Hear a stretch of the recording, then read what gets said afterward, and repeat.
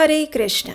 नवरात्रि के पावन दिन आरंभ हो चुके हैं और इस समय में देवी दुर्गा की पूजा आराधना और साधना करने से मनुष्य को परम आध्यात्मिक शांति और शक्ति प्राप्त होते हैं। और इस समय में हम श्रवण कर रहे हैं देवी दुर्गा सप्तशती से महिषासुर संहार की कथा। हम देखेंगे कि किस प्रकार ब्रह्मा जी, विष्णु भगवान और शिव जी से आदि शक्ति देवी जगदम्बा का प्राकट्य हुआ और किस प्रकार सभी देवताओं ने मिलकर माँ शक्ति को अपने अपने अस्त्र शस्त्र प्रदान किए। तो आइए आज की कथा का आरंभ करते हैं। इस कथा की पिछली कड़ी में हमने देखा कि महिषासुर ने अपनी मायावी शक्ति के बल से स्वर्ग पर अपना आधिपत्य स्थापित कर दिया था और देवताओं से उनका सब कुछ छीन लिया। उस समय सभी ने मिलकर भगवान श्री हरि से प्रार्थना की और भगवान श्री हरि ने कहा कि हम सब अपने अपने तेज पुंजों को इकट्ठा करके एक महाशक्ति का निर्माण करेंगे। इस प्रकार भगवान विष्णु की अचल वाणी सुनकर ब्रह्मा जी के शरीर से एक तेज पुंज बाहर आया। यह तेज दिव्य और लालिमा युक्त था। उसी प्रकार महादेव के शरीर से भी अनन्य प्रतिभा संपन्न तेज मूर्ति बाहर आई जो गौर वर्ण की थी और यह तेज इतना दिव्य और तेजस्वी था कि जिससे आंखें भी खुल न सके। ये तीक्ष्ण, तीव्र और तेजस्वी शक्ति थी। भगवान विष्णु के देह से भी एक तेजस्वी तेज राशि का प्रकाश पुंज बाहर आया और इस प्रकार सभी देवता इंद्रदेव, वरुण देव, मरुत देव, यमदेव और अग्निदेव तथा समस्त देवताओं के शरीर से अपनी अपनी शक्तियां लेकर एक प्रतिभा, बल, शक्ति के रूप में बाहर आई। ये सब भिन्न भिन्न तेज राशियों का भंडार देखते ही देखते इकट्ठा हो गया और कुछ ही क्षण में एक अपूर्व, अद्भुत, रमणीय नारी शक्ति के रूप में सबके सामने प्रत्यक्ष हुआ। भगवान विष्णु सर्जित यह समस्त दैवी शक्ति का सर्व संपन्न रूप राशि यानी माँ भगवती, जिनमें सत्व, रज और तम तीनों गुण स्थित हुए थे। ये देवी के 18 हाथ थे। उनकी आंखें अत्यंत विशाल थी और सुंदर मोहक देह रचना थी। दोनों होठों के बीच अद्भुत हास्य दिखाई दे रहा था और 18 हाथों में स्थित शक्ति माया की प्रत्येक स्थिति के कारण हजारों गुना अधिक लग रही थी। महामाया महाशक्ति के इस श्री विग्रह का वर्णन करने का सामर्थ्य इस सृष्टि में किसी के लिए भी संभव नहीं है। इसलिए श्रीमद् देवी भागवत में व्यास देव जी जन्मेजय को जो माँ भगवती की कथा सुना रहे थे, उस समय व्यास देव ने देवी के स्वरूप का वर्णन किया था और वो वर्णन इस प्रकार था। व्यास देव जी कहते हैं, देवी तो नित्य स्वरूपा है, सदा सर्वदा सभी के हृदय में विराजमान रहती हैं। देवी ने अनेक रूप लेकर इस सृष्टि पर कार्य किए हैं, कभी सूक्ष्म बनकर तो कभी विराट स्वरूप लेकर। देवी भगवती के अनेक नाम हैं, जिनमें से कुछ नाम गौण है और उनमें धातु के अर्थ का संबंध है। ब्रह्मा जी, महादेव और भगवान श्री हरि विष्णु के शरीर से तेज पुंज एकत्रित रूप से प्रकट हुआ और वो सूर्य के प्रकाश की भांति अत्यंत तेजस्वी था। ब्रह्मा जी के तेज का रंग लाल था, साथ ही अत्यंत तेजस्वी तेज पुंज था। यह तेज ग्रीष्म यानी गर्म और साथ ही शीतल भी था। भगवान विष्णु के शरीर से जो तेज बाहर आया वो अत्यंत तेजोमय था और महादेव के शरीर से जो तेज पुंज बाहर आया वो स्वाभाविक रूप से तेजस्वी, उग्रता पूर्वक और रौद्र था। ये तेज में इतनी प्रबल शक्ति थी कि वो किसी को भी जलाकर भस्मीभूत कर सकता था और इस प्रकार सभी से एकत्रित हुए तेज पुंज से एक नारी का स्वरूप प्रकट हुआ और ये नारी महामाया थी। उनकी आंखें विशाल और कुछ हद तक श्याम और कमल के समान दिख रही थी। उनकी यौवन प्रतिभा ऋतुराज वसंत के समान सुंदर और मोहक थी। उनके बंधे हुए केश दूर से ही मानो सर्प जैसे लग रहे थे। उनका मुख गौर वर्ण का था। उनका हास्य अनुपम था और उनके दैहिक स्वरूप अवर्णीय था।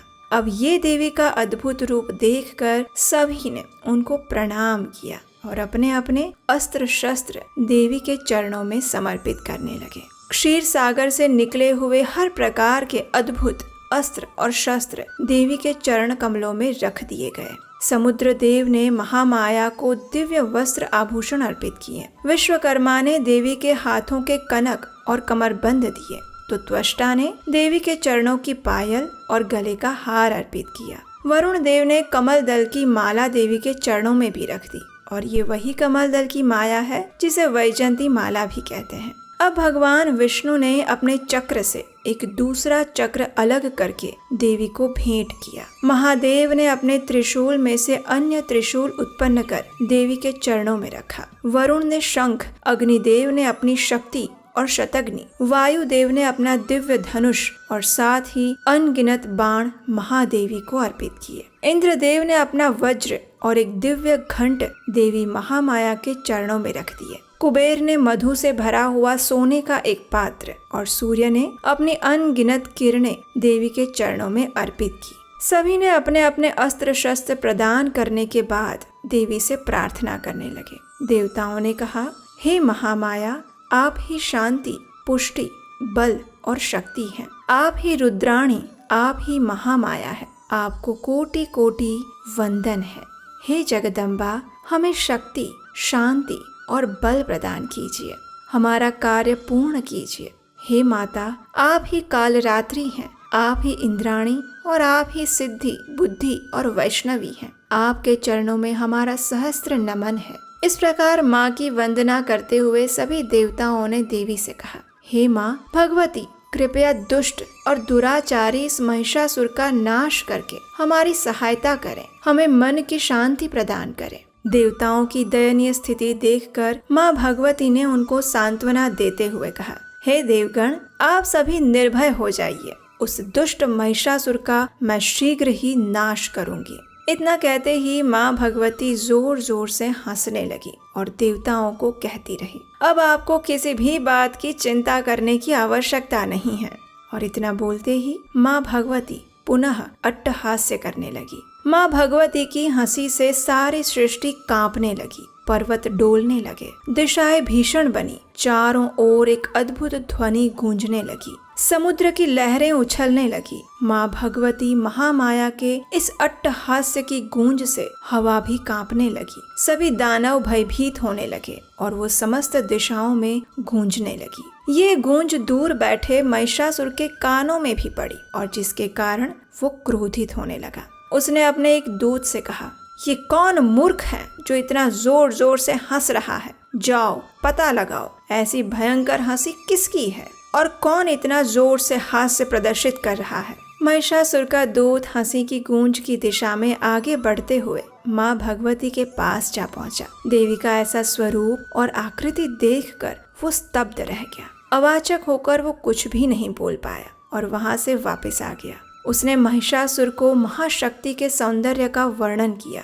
उसने कहा, हे दैत्यराज, कोई अद्भुत मनमोहक सुंदर नारी है जो जोर जोर से हंस रही है, गर्जना कर रही है। उसका वर्ण गौर है और वो अत्यंत सुंदर यौवन से भरी हुई मदमस्त नारी है। उसके 18 हाथ हैं, सिंह पर सवार है। उसका रूप अत्यंत भयावह है। उसके शरीर के रोम रोम से तेज पुंज अविनाश प्रकाशित हो रहा है। अपने दूत द्वारा किए गए माँ भगवती के सौंदर्य का वर्णन सुन के महिषासुर ने अपने मंत्री और सेनापतियों को सेना के साथ जाकर साम, दाम, दंड और भेद सभी नीति द्वारा उस सुंदर स्त्री को अपने पास लाने का आदेश दिया। क्योंकि दूत ने जिस प्रकार माँ भगवती का वर्णन किया था, उससे वो माँ के सौंदर्य पर आसक्त होने लगा था और उसे अपनी पटरानी बनाने का स्वप्न देख रहा था। अब महिषासुर का आदेश पाते ही सभी मंत्री हाथी, रथ और घोड़े पर सवार होकर माँ भगवती के पास जा पहुँचे। महिषासुर की इच्छा को व्यक्त करते हुए और उसकी प्रशंसा करते हुए दुष्ट दानव मंत्री ने कहा, हे सुंदर नारी, हमारे महिषासुर तीनों लोकों के राजा हैं। वे ब्रह्मा जी का वरदान प्राप्त कर अपराजित हो गए हैं और आपसे मिलना चाहते हैं। इसलिए आप हमारे साथ चलिए, क्योंकि अगर वे यहाँ आए तो फिर अच्छा नहीं होगा। मंत्रियों की बात सुनकर देवी ने गंभीर होकर कहा, हे दुष्ट, सुन ले, मैं देवों की जनेता हूँ, देव जननी हूँ और मेरा कार्य दैत्यों का संहार करना है। देवों के अनुग्रह से ही मैं महिषासुर का नाश करने यहाँ प्रकट हुई हूँ। महिषासुर ने स्वर्ग जीत लिया और देवों के सभी अधिकार भी छीन लिए। इसलिए मैं यहाँ महिषासुर का वध करने आई हूँ। मैं अकेली नहीं हूँ, मेरे साथ अनगिनत सैन्य बल है। तूने मीठे वचन बोले हैं, इसलिए अभी तक तू जीवित है। हालांकि तेरा अंत भी निश्चित है।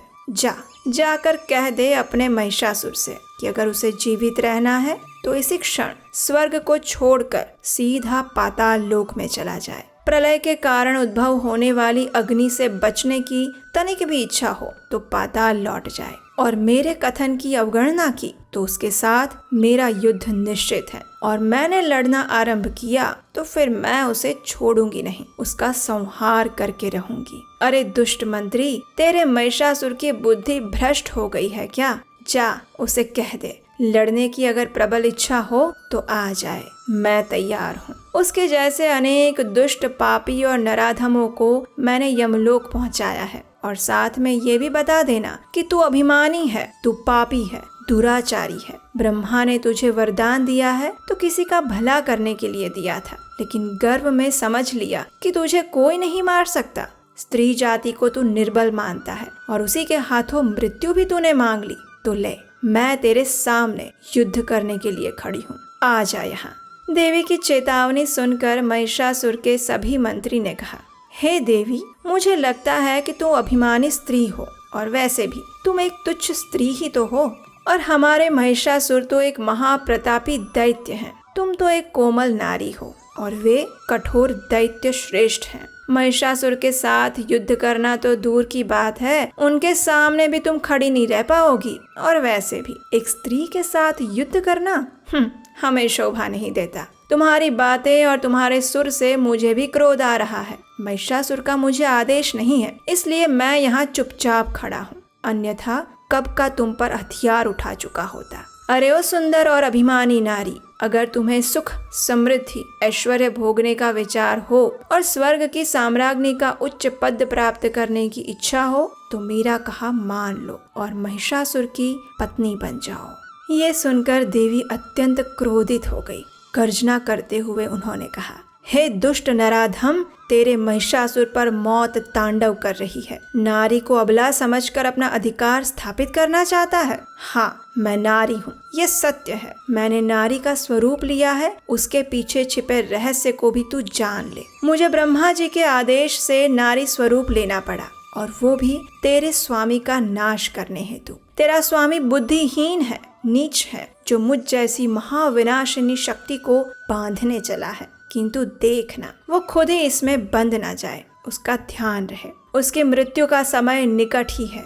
जा उसको कह दे कि वो अधर्मी है। वो जान ले कि मैं विशुद्ध शक्ति हूँ, पवित्र नारी हूँ। त्रिगुणात्मक शक्ति मुझ में प्राकट्य रूप से विराजमान है। अग्नि और पानी कभी साथ नहीं रह पाते। प्रपंच का अति सेवन करने से भी कभी कार्य सिद्ध प्राप्त नहीं होता। मनुष्य की जब काल के भेंट होती है और देह संबंध की रचना होती है, तभी मनुष्य का सुख दुख नष्ट होने लगता है। विधि के विधान में जीव की जिस प्रकार मृत्यु लिखी है, उसी प्रकार निर्धारित समय पर किसी भी प्रकार से उसका काल उसे ले ही जाता है। उत्पत्ति और लय, जन्म मृत्यु के विषय में तो स्वयं ब्रह्मा भी नहीं जान सके, तो अन्यों की तो बात ही क्या करना। इस प्रकार देवी की स्पष्ट और सचोट वाणी सुनकर महिषासुर का मंत्री स्तब्ध हो गया। वो सोचने लगा, अब क्या करूं?